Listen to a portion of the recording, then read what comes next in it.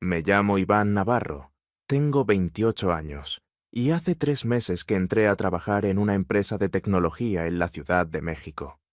Llegué sin conocidos, sin recomendaciones, solo con mi currículum recién impreso y una renta compartida en un departamento cerca del Metro San Cosme. Mis días comenzaban con café soluble y acababan entre freelances y cursos en línea. No esperaba destacar, solo quería estabilidad. Eso fue hasta la reunión de planificación de producto.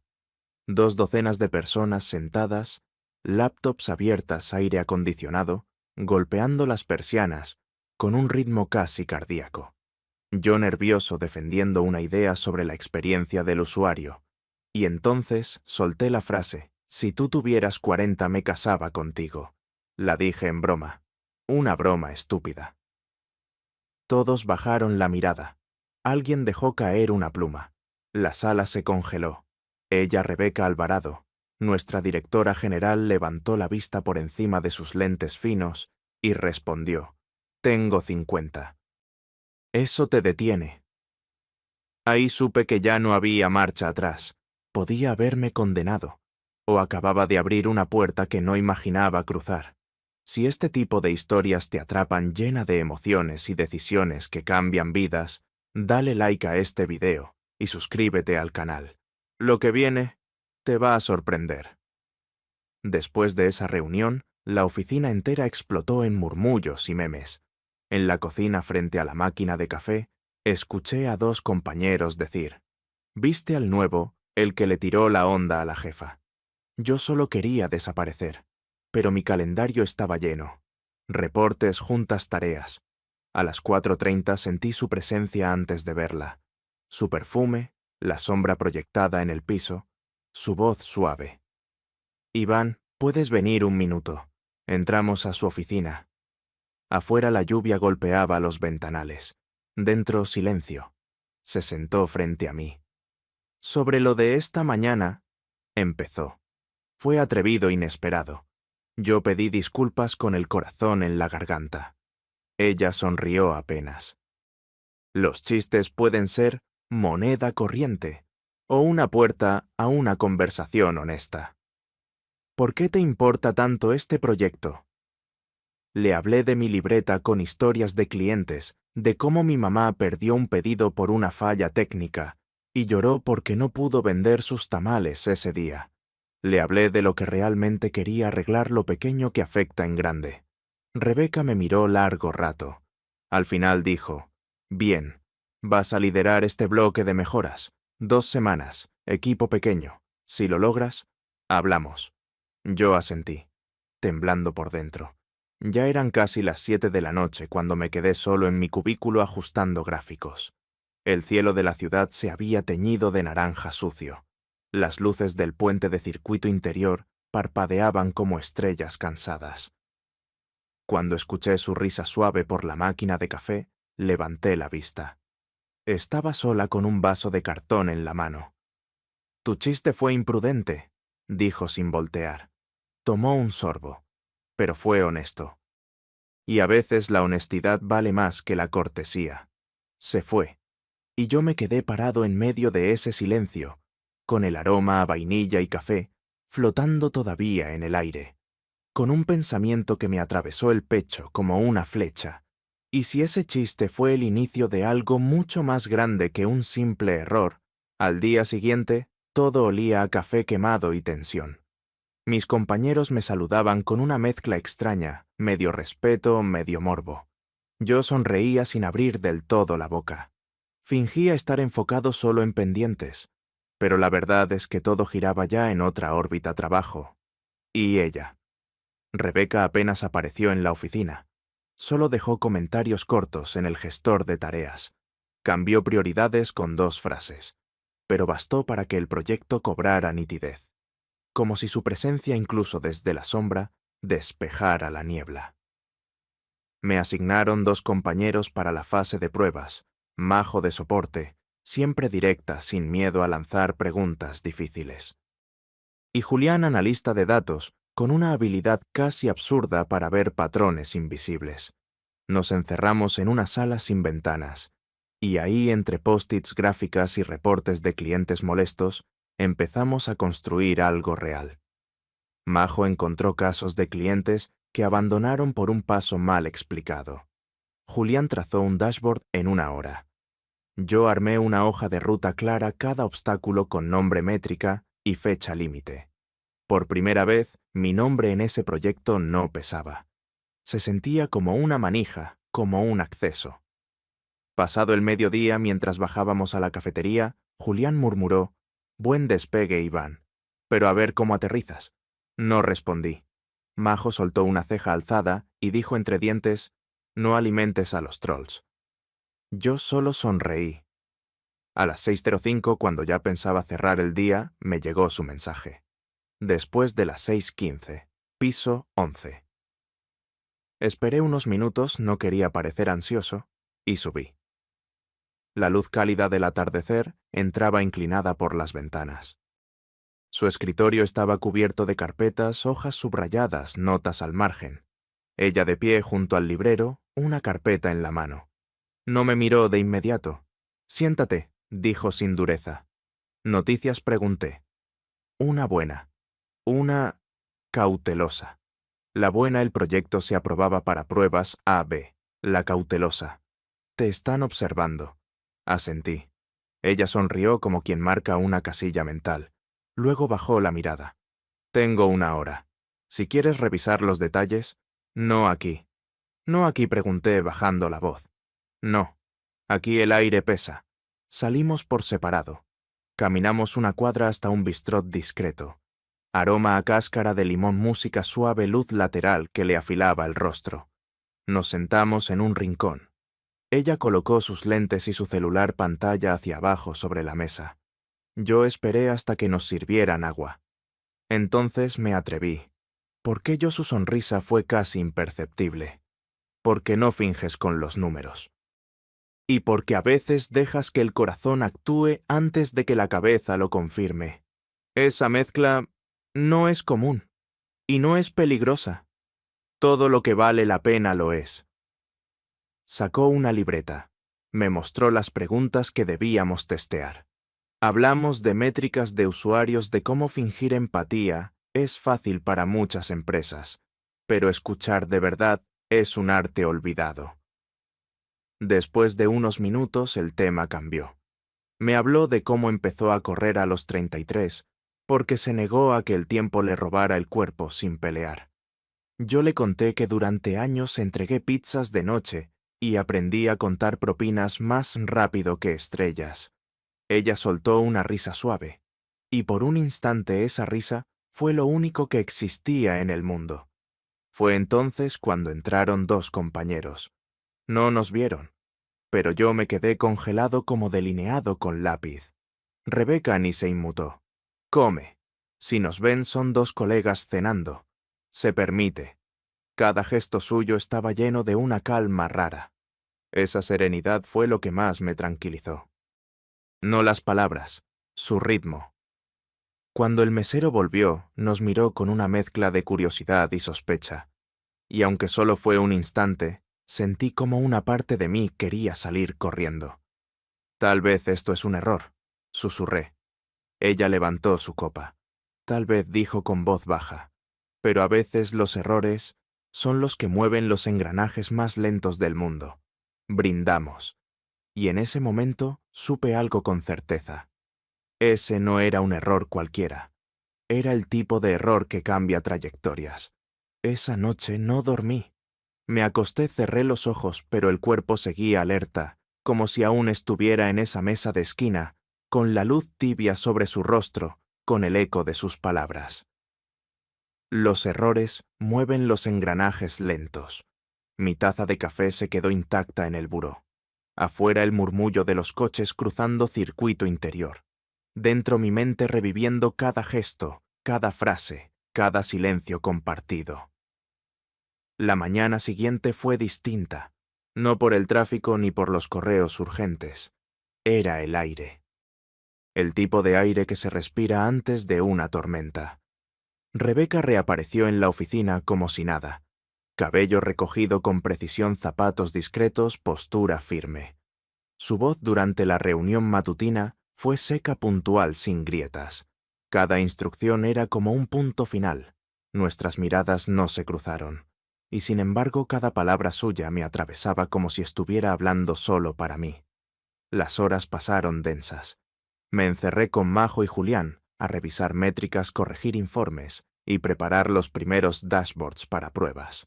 Afuera las oficinas vibraban con susurros. Un rumor aquí, una mirada allá.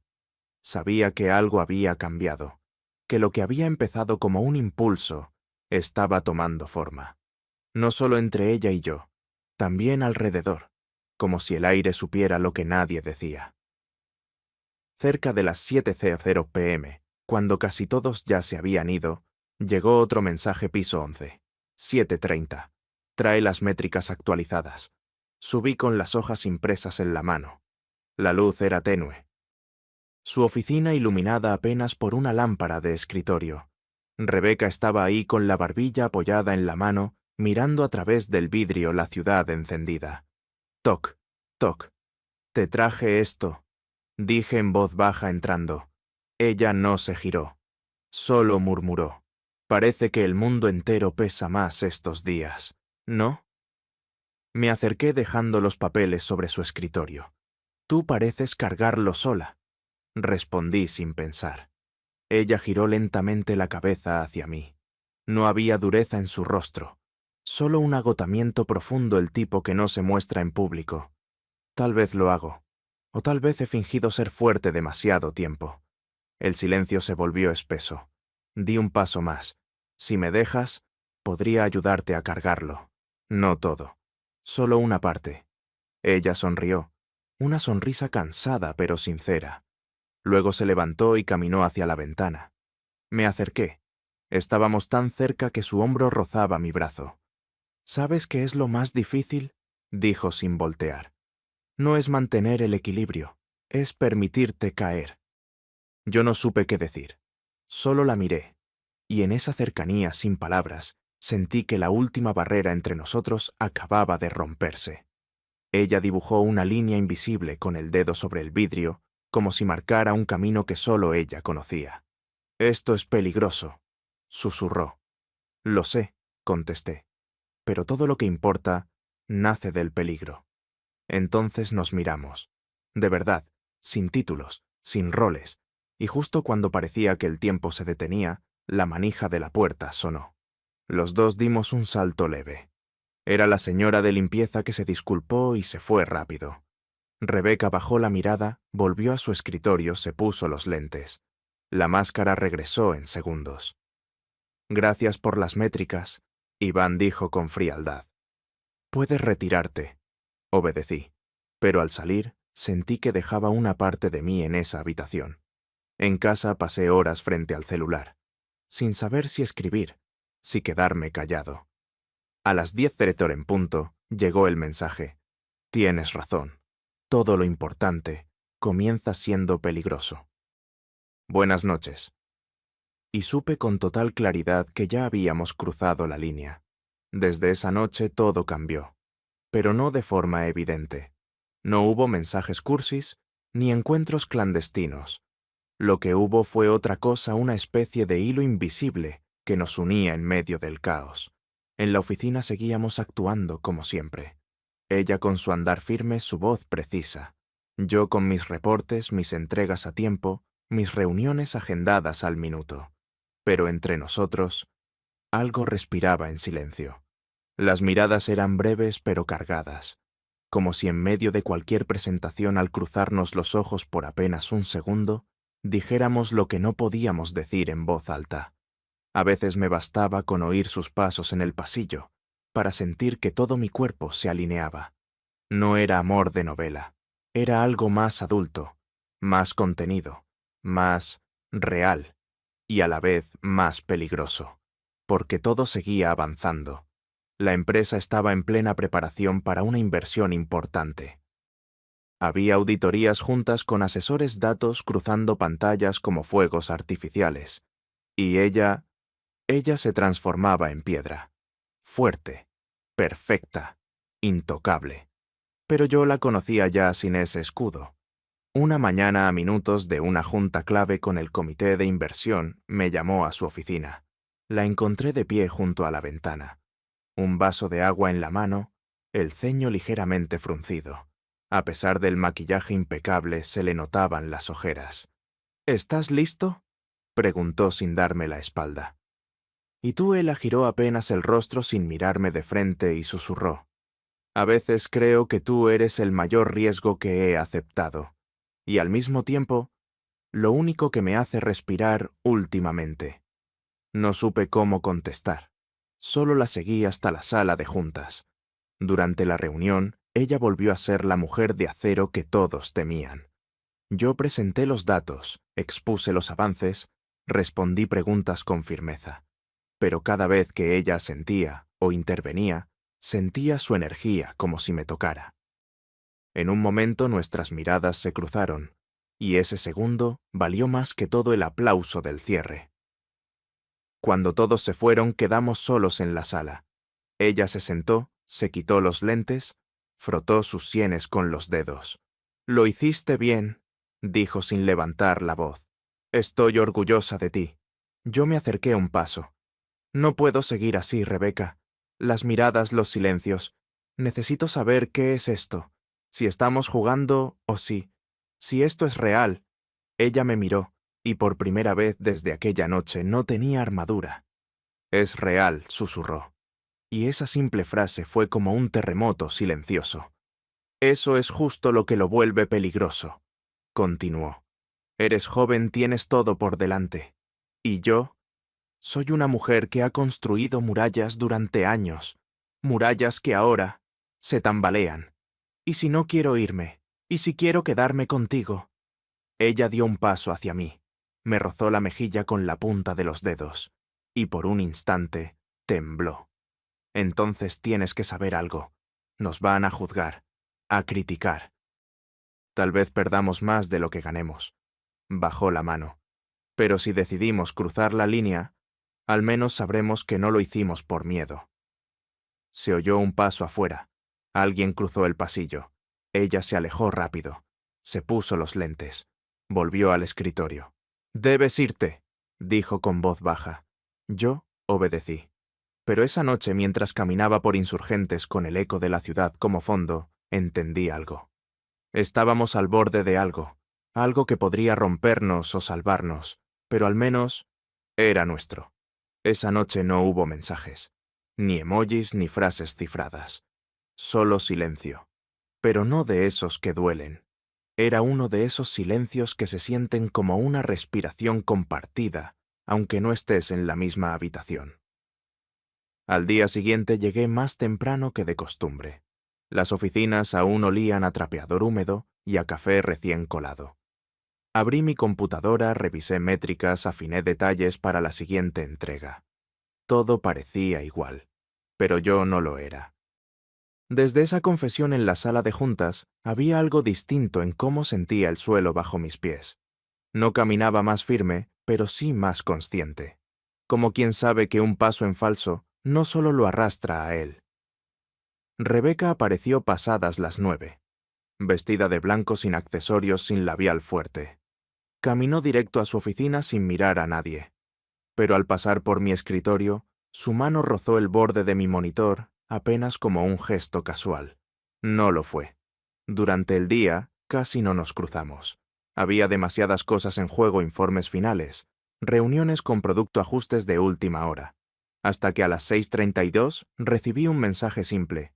Café 8:00 p.m. Cruzando la calle. Sin trajes, solo tú y yo.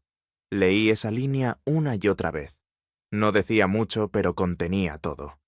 A las 8:00 en punto entré al lugar. Una cafetería de las de antes, con sillas de madera, luz baja y música de trova en el fondo. Y ahí estaba ella, Rebeca, con una blusa sencilla y el cabello suelto. Por primera vez, no parecía la directora de nada. Parecía solo una mujer que se había quitado el escudo por una hora. Me senté frente a ella. No dijimos nada al principio. Solo dejamos que el momento respirara. «¿Esto está bien?», pregunté al fin. No respondió mirándome de frente. Pero tampoco está mal. Entonces, ¿qué es Ela? Sonrió bajando la mirada. Es lo que queda cuando ya no puedes fingir que no sientes, cuando el cuerpo deja de obedecer la lógica.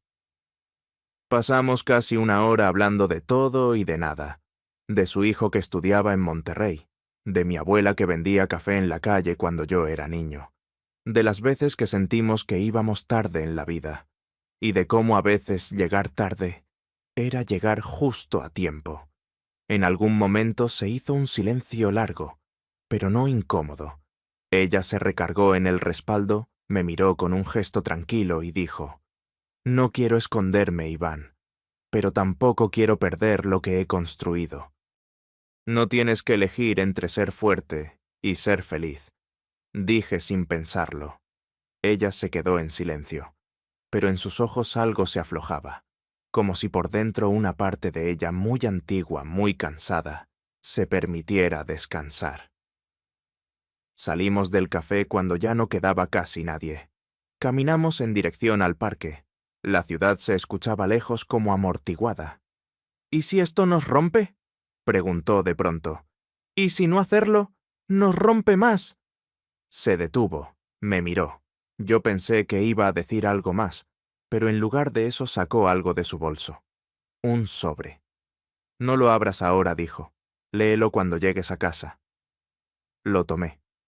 Nos despedimos sin beso, sin contacto, pero con una certeza compartida. Esa noche en mi departamento abrí el sobre. Dentro había solo una hoja escrita a mano, letra firme sin tachones. No sé cuánto dure esto, pero no quiero quedarme con la duda de lo que pudo ser. No más muros, no más máscaras. Si decides quedarte, este es el momento de quedarnos sin red. Y abajo, una sola línea subrayada. Mañana 7:00 AM. Puerta trasera del edificio. Solo di sí o no. Dormí con el sobre la mesa de noche. O mejor dicho, intenté dormir. El reloj marcó las 2:00, luego las 3:30, después las 4:17. El silencio del departamento era total, interrumpido solo por el murmullo de los ventiladores del edificio. Afuera la ciudad respiraba en cámara lenta. No había una respuesta clara. Decir sí no era solo un salto. Era elegir caminar una cuerda floja en plena luz del día, sin saber si alguien abajo sostendría la red. Pero decir no se sentía como amputar algo que apenas empezaba a vivir. A las 6:00 me levanté. Me puse una camisa sin planchar, los jeans de siempre y los tenis más limpios que encontré. Guardé el sobre en la mochila. No por nostalgia, por respeto. Bajé las escaleras. La puerta trasera del edificio era gris, opaca, sin cámaras. Un lugar que nadie usa, a menos que quiera evitar ser visto. Eran las 6:58 cuando me detuve frente a ella. Y ahí estaba Rebeca, sin maquillaje, con una bufanda sencilla, una chamarra ligera y una mirada que no era de directora ni de figura intocable. Era una mujer parada en el borde de algo. Cuando me vio, no sonrió.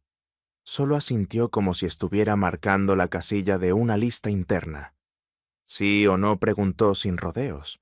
Yo no respondí con palabras. Solo di un paso hacia ella. Lo suficiente. Ella lo entendió. Salimos por la puerta trasera sin destino claro.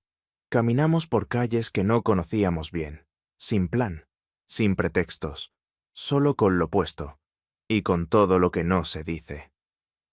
Terminamos en un parque pequeño escondido entre edificios antiguos.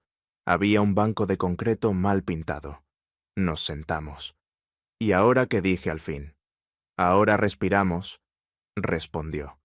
«Y aprendemos a estar sin explicarlo». Nos quedamos ahí mirando a los árboles. Los primeros rayos del sol atravesaban las hojas filtrando una luz dorada que nos envolvía sin pedir permiso. Ella me contó que había sido madre joven, que su esposo murió cuando su hijo tenía 11, que desde entonces nadie había tocado su vida sin desordenarla. Hasta ahora, dijo. Yo le hablé de mi padre ausente, de las veces que mi madre lloró en silencio mientras yo fingía no escuchar. de cómo el silencio a veces educa más que los gritos. Y aún así estás aquí, dijo ella. Y tú también. No hubo besos, no hubo promesas, pero en el centro exacto de ese silencio compartido, algo se consolidó. No una relación, no un compromiso, algo más puro, una decisión compartida de no huir. Caminamos de regreso sin tocarnos, pero cerca. Cada paso como una cuerda que se tensaba no para ahorcarnos, sino para sostenernos. Frente al edificio ella se detuvo. Cuando entremos todo seguirá igual por fuera, advirtió. Las miradas, los rumores, el juego de siempre. Pero por dentro, dije. Por dentro nada volverá a ser igual, terminó. Antes de que la puerta giratoria nos tragara de nuevo, ella susurró. Gracias por no elegir el miedo. Y desapareció en el ascensor. Subí por las escaleras peldaño a peldaño, como si cada uno significara dejar atrás la vida que conocía. Esa mañana, cuando me senté frente a mi computadora, noté algo en el cajón de mi escritorio. Un paquete de galletas de limón, las que una vez mencioné sin pensar. Sin nota, sin firma. Pero no hacía falta. A veces el amor no necesita nombre, solo presencia silenciosa en medio del ruido. A partir de ese día, aprendimos a vivir en dos planos. Uno externo, juntas métricas, reportes, correos sin firma ni tono. El lenguaje técnico, el saludo neutro, las reuniones donde su voz era ley y la mía obediencia estructurada. Y otro interno, silencios, que hablaban miradas que se alargaban medio segundo, más de lo prudente, gestos tan mínimos que solo nosotros entendíamos. Por fuera, nada había cambiado. Por dentro todo. Rebeca y yo nos cruzábamos por los pasillos como cualquier par de colegas, pero entre el sonido de las impresoras y el tecleo mecánico de todos los días, había un compás nuevo casi invisible que marcaba nuestra cercanía. La rutina laboral seguía comités, decisiones, auditorías, pero yo ya no veía en ella solo a la jefa impenetrable. Veía a la mujer que había compartido conmigo una banca de parque al amanecer. A veces bastaba con notar el ritmo de su respiración para saber si algo andaba mal. Una tarde en plena reunión con finanzas, noté cómo apretaba ligeramente la mandíbula, cómo sus dedos tamborileaban el borde del vaso de vidrio. Nadie más lo notó. Yo sí. Y esa misma noche, en un mensaje críptico, solo dijo: «Gracias por no hablar cuando sabía que me estabas viendo». La línea entre lo profesional y lo íntimo no solo era delgada, era peligrosa. Y en la oficina eso se sentía. Julián, el analista, empezó al hacer comentarios con doble filo. Como si intuyera algo pero no tuviera pruebas. Majo, por otro lado, comenzó a protegerme con una especie de lealtad silenciosa. No decía nada, pero siempre desviaba conversaciones cuando alguien insinuaba demasiado. Una mañana, al abrir mi correo, encontré un mensaje anónimo. La gente ya habla. Ella tiene mucho que perder. ¿Y tú? Lo borré sin contestar, pero la frase se quedó como un zumbido en el fondo de mi cabeza. Aquel viernes salimos 5 minutos separados, como siempre. Caminamos por avenidas distintas como acordado. Pero en algún punto del trayecto, nuestros pasos coincidieron de nuevo en la sombra de un callejón de libros usados en la colonia Juárez. Ella hojeaba un ejemplar viejo de Benedetti. «¿Y si esto se acaba pronto?», pregunté sin levantar la voz. Ella no respondió enseguida. «Entonces lo viviremos como si fuera eterno mientras dure», dijo al fin, y yo comprendí que había encontrado en ella algo más que una historia prohibida. Había encontrado un reflejo, una forma de habitar la vida sin manual. Esa noche, en su departamento pequeño con olor a orquídeas y a incienso de canela, compartimos sopa y silencio. Ella dejó que su cabello cayera libre, descalza, sentada en el suelo. Me habló de su miedo más profundo, no el escándalo, no el juicio, sino que yo me arrepintiera. No por ti, aclaró, por lo que podrías dejar de vivir. Me acerqué, le toqué la mano. Yo ya estaba dejando de vivir antes de ti. Ella me miró, y en sus ojos había algo que nunca había visto en nadie: respeto. No deseo, no necesidad. Respeto profundo. Dormimos abrazados, sin prisa, sin promesas.